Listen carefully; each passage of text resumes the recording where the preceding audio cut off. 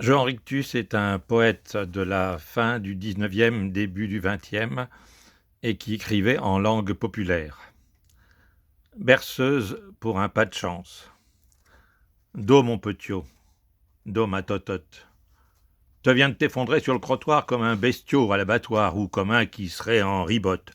Blanc, nip de fieux, floc, nevermore. Les passants causent. C'est une syncope. Faudrait le poser chez le pharmacope. Toi, tu causes pas, puisque t'es mort.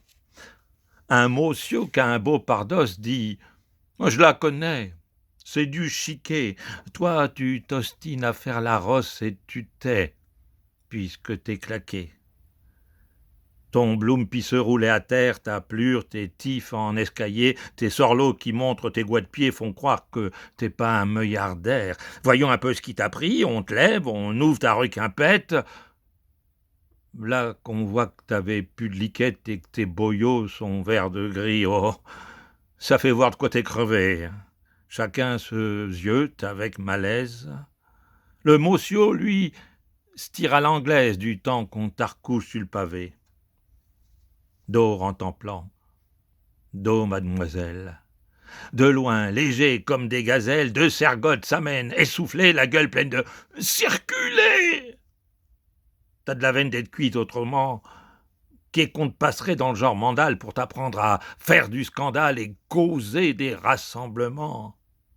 Comment, mon pauvre vieux, en plein Paris, à 2 pas des chouettes devanture, t'es clamsé faute de nourriture? Pas possible. C'était un pari. Tu sauras que c'est pas comme il faut, que ça se fait pas en notre temps de lumière, et que les ceux qui disent le contraire, c'est de la graine d'anard et de bonneau. T'as donc pas pu te mettre huissier, proprio, barbeau, financier?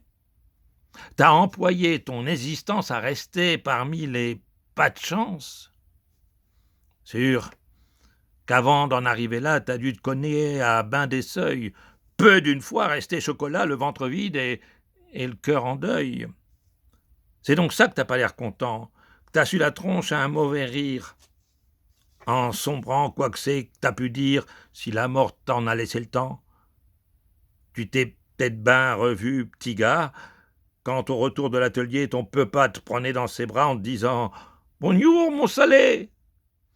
Au temps des premières quenottes où ta maman se saoulait de toi en t'appelant « Mon trésor, mon roi, mon sien, mon loup, ma totote !»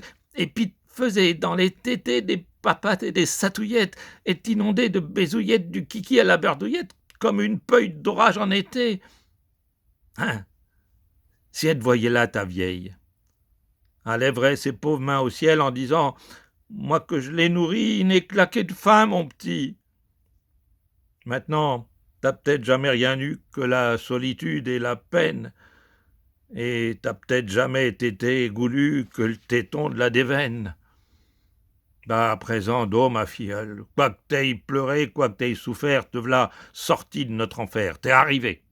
Tu te fous de nos gueules. Avec une bonne grâce esquisse, les flics te lèvent à leur hauteur et te balancent comme une marquise d'autrefois en chaise à porteur. Les mêmes qui t'emportent au petit trot. T'aurais truffé de coups de botte ou de gifle si t'avais fait grève ou de l'arbif ou bouffé à l'œil chez Bistrot. Les passants qui sont corps émus s'en vont chacun à leurs affaires. Tout à l'heure, ils n'y pensaient guère, à l'instant, ils n'y penseront plus. Adieu, mon petit. Pars pour la morgue. Tout le monde ne peut pas évidemment procurer pour son enterrement les griffetons, la grand-messe et l'orgue, mais si des fois tu vas aux cieux et que tu t'y butes dans le Fils de Dieu, au nom de nos maigres remords, n'y raconte pas comment t'es mort.